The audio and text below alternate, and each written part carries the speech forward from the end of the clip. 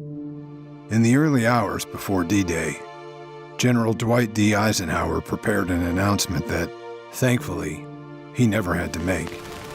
Our landings in the Normandy area have failed to gain a foothold, and I have withdrawn the troops.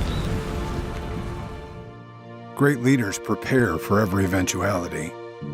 They hope for the best, but they prepare for the worst. The troops did all that bravery and devotion to duty could do. And if any blame or fault attaches to the attempt, it is mine alone. Today, America faces new crises with new leaders. You did disband the White House Pandemic Office. Yeah, I didn't do it. We have a group of people. Yeah, no, I don't take responsibility at all because we were... Isn't it time America returned to a different kind of leadership? The Lincoln Project is responsible for the content of this advertising. Braver Angels is a nonpartisan, grassroots organization. Our mission is to depolarize our country. Everybody on this call can probably feel the polarization we're experiencing these days. It seems to become so much more acute than we've ever seen. Given the violence, hate speech, and other threats, these do feel like dangerous times. However, there's hope. We at Braver Angels volunteer our time because we've seen people across the political divide come together for civil, productive conversations. We have over 89 registered community alliances across the country with red and blue co-chairs leading together. Braver Angels leaders are actually working with members of Congress to getting them to work toward solutions rather than vying to just win elections. Braver Angels also leads debates, workshops, book and film discussions, and so much more. And we start with teens, young adults, and beyond. Right now, I am going to introduce you to Richard. Many of you know him from the Truth and Democracy Coalition. You can take just a minute to read the screen that talks about what he does, and then I'll let Richard speak, and I'll stop my screen. Welcome, everyone, to the Truth and Democracy Coalition's monthly meeting. My name is Rich Procida. I'm the founder of the Truth and Democracy Coalition and the host of the Truth and Democracy podcast. Today, we have Braver Angels with us, and Braver Angels works to depolarize American politics by bringing people of different political persuasions together to help them understand and appreciate one another's contribution to the discussion. But before we begin, I want to tell you a little about the Truth and Democracy Coalition.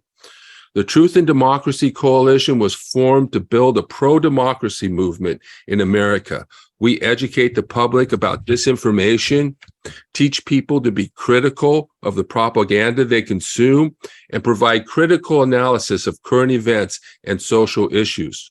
We produce media and educational materials, hold seminars and meetings like this one, work with other organizations, and organize events and activities geared toward building a pro-democracy movement in America.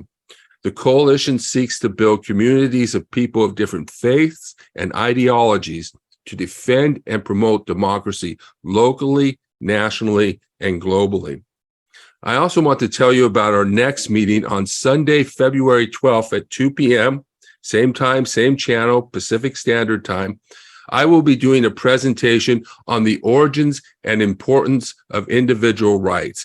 We will be reviewing Professor Larry Seidentop's book, Inventing the Individual, The Origins of Western Liberalism, if you can see that.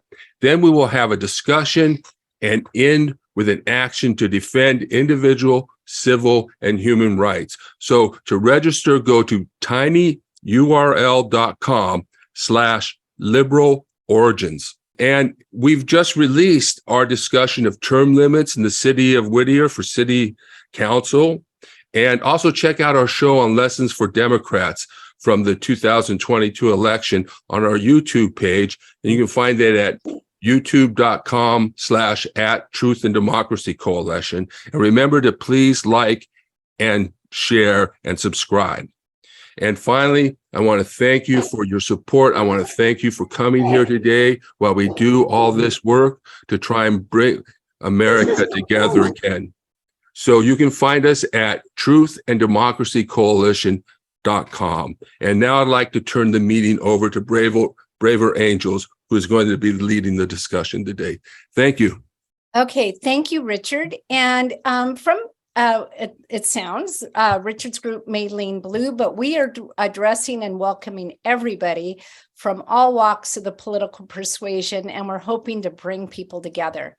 So we have goals for today, and the first one is for you to hear our mission and approach and why it works. And it works really well. We see people from all across the country having incredible conversations in it. So the second goal is to be more aware of how we are actually polarizing at times and look for ways to interact it. I have to admit, it was a big discovery for me to realize that as much as I try not to, I have polarized or created polarization through some of the things I've said to my friends who agree with me, kind of stirring up the pot without realizing it. And then we're going to introduce you to some of the depolarizing within workshop that directly addresses how we communicate with others in ways that helps bridge communication. So remember, this is not a full workshop. This is just a teaser. We hope you come back. All right. So our approach to Braver Angels, we try to understand others' views. And even when we don't agree, we engage with those we disagree with, but we look for common ground and ways to work together. Sorry to interrupt, but does that also include the Trumpers? To answer that question in general, we have had people on Braver Angels workshops from all the way from someone told me she was a full-on socialist to someone who told me they were a full-on Trump supporter. And we've had positive interactions because people who come here want to listen and learn. We're not asking you to agree with anybody, but to be respectful. So we support principles that bring us together rather than divide us.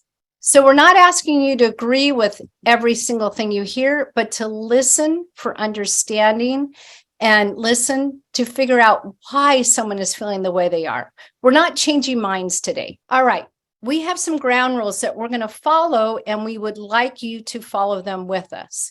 And this is why our workshops work so well. So if you want to be in a debate or challenge ideas today, and you don't want to listen for understanding, then maybe this isn't the place for you to be. If you are here to learn from each other, then we welcome you to stay. So our ground rules are, we are here to understand others and to explain our own views respectfully, but we're not trying to convince anybody to change their mind. That's for somewhere else. We will speak for ourselves, and we will not try to speak for others or represent any outside group. You know, we at Braver Angels realize it does not help to stereotype an entire half of the population, whichever side you are on. We are a nuanced group of Americans all across this country. And it is okay for us to disagree and to express and acknowledge points of disagreement or discomfort, even as we try to find common ground. We do not always have to be in 100% agreement to be advocates for respect and depolarization. So finally, let's bring our best selves to this difficult challenge of talking with people across the divide by taking turns, not interrupting anyone, listening to everyone, and opening up space for quieter members, being respectful, and also watch your facial expressions. So we're not going to be eye rolling or sighing over what someone says. Our goal is to listen and learn. Where do we start depolarizing? When we talk about polarization, we are not referring to sharp disagreements on issues and philosophy. That's actually how a democracy works. There are disagreements.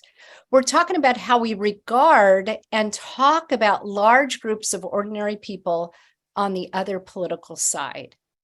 So where do we start depolarizing? Well, one is deciding if that's something you want to do. And I feel like conversation beats disagreement, conversation helps have constructive disagreement when that happens. So the natural inclination to jump right in and start depolarizing the interaction between opposite political colors, reds and blues, is tricky. So we suggest that you practice these skills with people that you know and just work on making statements that are respectful and thoughtful and considering ideas. In Braver Angels, we have many workshops that address these interactions. We have a red-blue workshop where we examine stereotypes, our group's policy strengths and weaknesses, and we ask questions of curiosity of each other, not gotcha questions. Our Common Ground workshop addresses a specific issue, and other workshops give you an opportunity to work with others who feel politically opposite of you. We also have workshops that provide skills for challenging conversations in a variety of circumstances, including family members who are your political opposites. So today, we're going to introduce you to something that you may not have considered. Actually looking at a surprising source of depolarization, and that's ourselves. A surprising amount of today's environment of toxic polarization is driven on how we talk with like-minded people about the other side. So if you're hoping to bring people together, it's great that we work on looking at ourselves instead of pointing the finger at the other side. And that's what we do with Braver Angels. And we think of this as a political humility. Nobody has all the answers. We become agents of polarization when we use any of the 4 horsemen of polarization, and that is stereotyping, dismissing, ridiculing, and showing contempt. These may give us an artificial unity. Only smart people like you and me know what the country needs if we're talking to our like-minded friends. Or sharing these feelings of contempt and stereotyping and stuff creates an outrage machine. Oh my gosh, goes those crazy people again. And it gives us the illusion that vanquishing the other side will lead us to some political promised land. As we retreat into our political silos, though, people on the other side become not just strangers, but enemies. How we talk among ourselves about them fuels the fires that threaten our democracy. What if we learn the discipline of non-polarizing attitudes and words about the political other with whom we share a national past and future?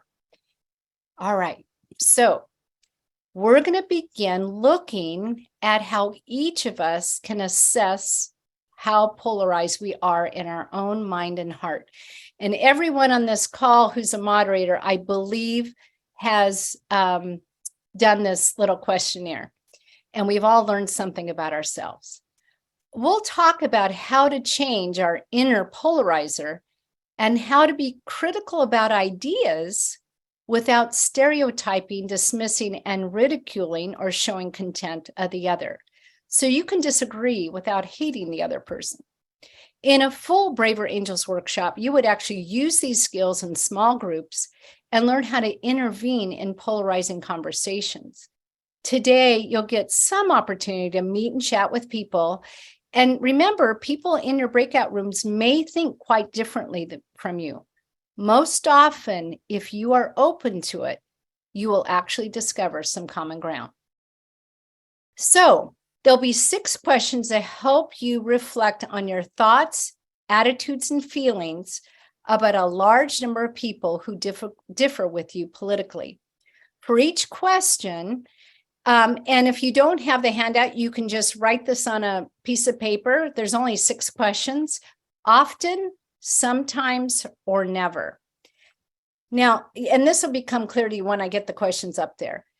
Keep in mind, this is not how you feel about every specific issue, like on immigration or healthcare, or how you feel about specific political figures or people in your life who are polar opposite from you. But this is how you feel about a large number of Americans who differ from you politically. So we're not necessarily thinking about the real extremes, but there's a vast number of Americans that you might have written off just because they have a label of a different color. When answering these questions, some people find it helpful to think about all those people who might support Donald Trump or Joe Biden, or policies that you find appalling or bad for the country, whether it's on immigration or guns. Or you can think about groups of people on your own political side that drive you crazy. So this is what I'm going to do. I'm going to show you the first question. I'm going to read it in case it's too small for you to read, and you're just going to think about yourself and write down or circle often, sometimes, or never. So here we go. How often do I find myself thinking about those people on the other political side without much regard for variation among them? And usually we're greatly aware of variation within our own group. So write often, sometimes, or never. Can you help simplify regard for the variation among them? All I'm saying is, if you divide the country into reds and blues, and we know that there are many other factors than that, but for today's purposes, if we decide that half the country is those people and they're all the same, we're missing out on the variety of people all across the country, rural, from Alaska to Florida. So just realizing that not everybody is one person, one side, one view. Okay, question number 2. How often do I find myself assigning mainly self-serving or negative motives to the other group and mainly positive motives to my group? Sometimes, often, or never. How often do I find myself focusing on the most extreme or outrageous ideas and people on the other side, thereby making it hard for me to see how a reasonable person could remain in that group? Sometimes, often, or never. And that was the one that really hit me when I did this. How often do I find myself comparing the worst people on the other side with the best people on my side? Often, sometimes, or never.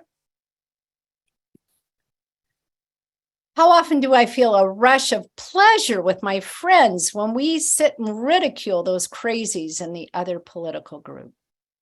These are all things to think about. So this is a graph that someone in Braver Angels made, or a chart. And on the far left, we think of them, the other side, as complete enemies who want to harm the country, to coming to the idea on the other side of the semicircle that maybe there are people on the other side that have something to contribute.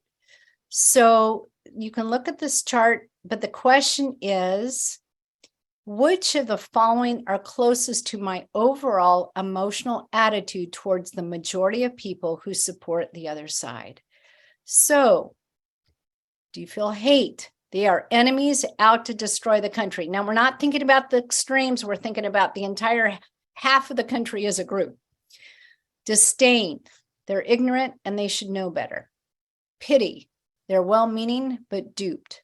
Basic respect. They make contributions even if they are mostly off base. And finally, can you find a sense of respect and appreciation? They make unique and necessary contributions.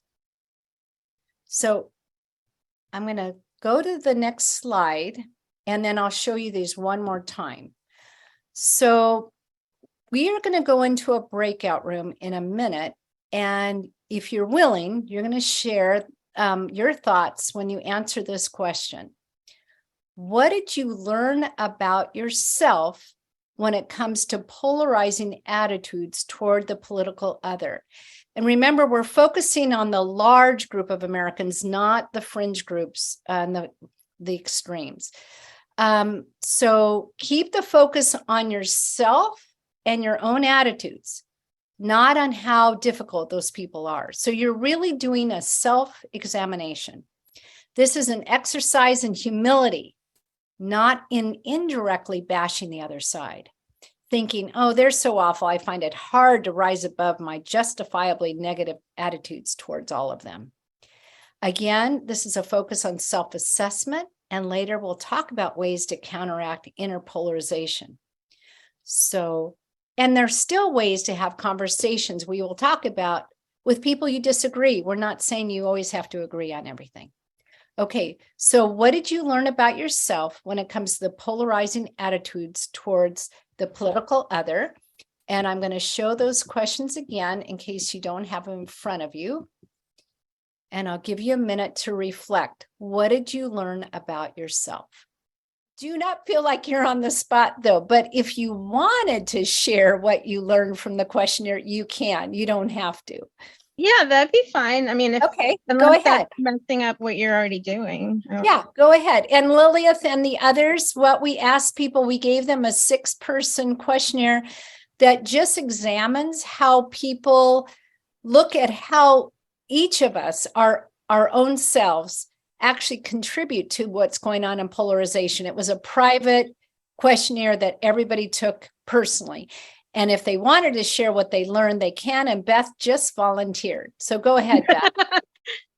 Well, my internet volunteered me. Okay. Well, one thing I noticed was, so some of the questions, like my first, I'm being honest with myself. And I think it was number 1 and number 3. I jotted it down in my notes program. I went with like, what's my initial gut reaction? And then what do I do once I kind of like say like, wait a minute. Yeah. Back up. And some of them change, some of them don't. But I would say the ones that are the most extreme come down to sometimes, for all of them, I guess. I guess depending on what sometimes means, but. Yeah, so I guess what I asked myself when I first went to a Braver Angels event, I didn't even know what it was. I thought I was an open-minded, welcoming every kind of person. And then in the red blue workshop that we do, each side talks about the stereotypes that they think the other side has of them. And when people were sharing those stereotypes about their group and what was true about them and what wasn't true about them, I was shocked at the fact that I had more stereotypes than I thought. And so that was a real revelation for me. And when I took this questionnaire, the one about, do you compare the worst or the most extreme of the other side to the best of your side? I realized I did that. I took some of the crazy news I heard and compared it to the best and, the best I knew, and thought that was equal. And I realized, whoops, not. I think what I do is, because I know my mother lives in Eastern North Carolina, which is more rural, very, very Republican, and I'm in a sort of a blue oasis in North Carolina.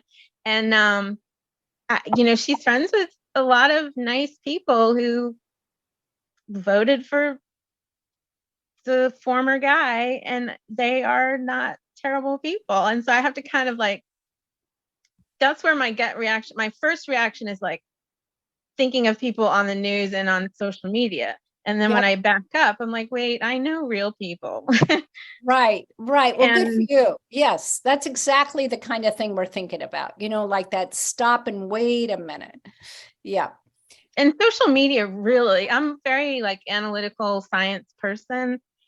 And social media really challenges that back up a minute and think of real people, because the people on social media, they wouldn't be getting so much attention if they weren't presenting the extreme.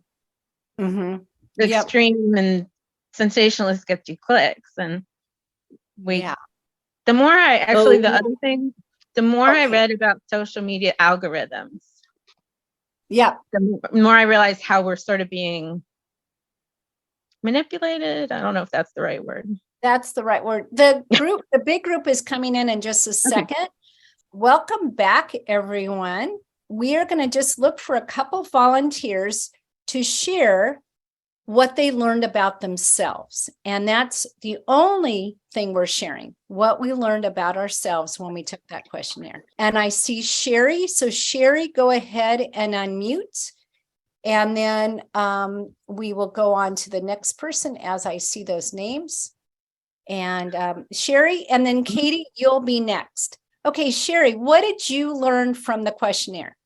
Well, taking the questionnaire, I went, in fact, I said, uh-oh, and mine were all often.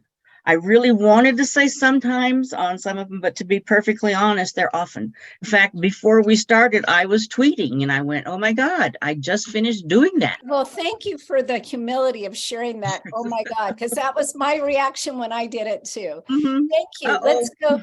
Let's go to Katie, and then we'll have time for a couple more people. Yeah, kind of ditto with Sherry. I was surprised at, I know how judgmental I am, but just it doesn't look very kind when I look at how many, sometimes or, often I have. When it came to the word disdain, that's where I fell in the sixth question. That just kind of hurt my heart because I'm a nice person, but I'm not always nice. And I'm just so happy to be here because this is what I need. Thank you. And that's also showing some humility there. Is it Jayla? Yeah, go ahead. What is your question or statement? What did you learn? I learned that I should be more open-minded because I have some of my friends are more conservative in that field and I'm more left-leaning. And sometimes I'm like, really, you support that? But I should be more okay, I can understand that. Just be more open-minded. And I've been in a book group with a totally mixed political group for 25 years. Our polar ideas, our political ideas never came to bear until the last 5-6 years. And we realized what has changed. We're still the same good people that we like each other. Do you want to make any comment about this Lincoln Project ad? Yeah, no, I saw it. Trump plan will kill us. The end is coming. He thinks he's God. They should call it the Losers Project. Let's lay that into rapid response. The Lincoln Project is a political organization focused on Trump's defeat. It's former Republicans, current Republicans. We have a particular set of skills. These are old school rhinos. We want to defeat Trumpism. Just trying to peel off about 4%. Once you've got a turd in the punch bowl, it's not punch anymore. It's shit water. People aren't going to tolerate any more of this. We knew that if we buy these Fox News spots, eventually he was going to see him. Weaver and Schmidt, all losers. The Lincoln Project has raised $90 million. We have the opportunity to help save the goddamn country. Joseph R. Biden is elected the 46th president of the United States. Did you see the article this morning? It's really upsetting. It's in the New York Times. We're going to have a talk about John. I talked to victims as recently as yesterday. The Lincoln Project said it was shocked, calling him a predator, a liar, and an abuser. I started to get suspicious about where did the money go. More people have resigned. It's falling apart. Oh my God. I literally cannot talk about it. Can't even tell you why I can't talk about it. It's not about ideology. It's about money. It's about power. Why were we trying to cover it up if it didn't matter? I feel like I've become a victim of what I was fighting against. I don't have any good answers, except I kind of got into being a gunslinger. The old philosophy was just win, and we got there ugly, I freely admit it. Is making money out of an outrage machine helping democracy, or is it hurting it? Nobody cares. They care about what we did in 20 and what we're going to do in 22 and 24 and beyond. Here's the key. There's nothing noble about us, but we're useful. Right now, we got to tweet that out. And if you really believe this is a fight for democracy, I see a civil war coming. and if you believe it's an existential fight, This is the year we are going to take back America. you need every useful son of a bitch you can get on your side.